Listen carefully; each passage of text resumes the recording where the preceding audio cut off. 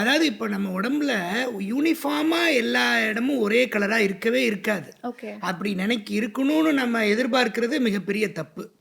இந்த மாதிரி இருக்கணும்னு என்ன பண்ணுறாங்க, விளம்பரத்துலையும் சினிமாவில் வரக்கூடிய விஷுவல்ஸையும் பார்த்து அவங்க நினச்சிக்கிறாங்க. அவங்கெல்லாம் மேக்கப் போட்டு வராங்க. யாருக்குமே அப்படி இருக்காது.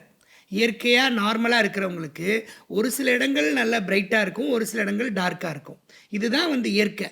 ஏன்னா நம்ம எப்போவுமே நம்ம கவர்டாக இருக்கிற இடம், இப்போ இந்த ஃப்ளெக்சுரல் ஏரியாஸ்ன்னு சொல்கிறோம்ல, மடக்கி வச்சிருக்கிற இடம், இந்த இடுக்குகள் எப்பவும் கொஞ்சம் டார்க்காக, மற்ற ஸ்கின்னை விட அதனுடைய ஸ்கின் கலர் டோனை விட கொஞ்சம் டார்க்கர் டோனில் இருக்கும். ஓகே. இது நார்மலாக இருக்கக்கூடியது. இது எது எது நார்மலோ அதை நார்மல்னு நம்ம புரிஞ்சுக்கணும்.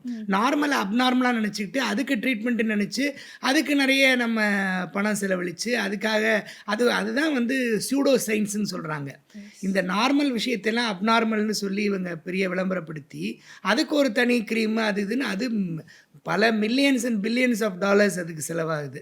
அது ஒரு பெரிய இண்டஸ்ட்ரி ஆகுது, ஒரு சூடோ இண்டஸ்ட்ரி.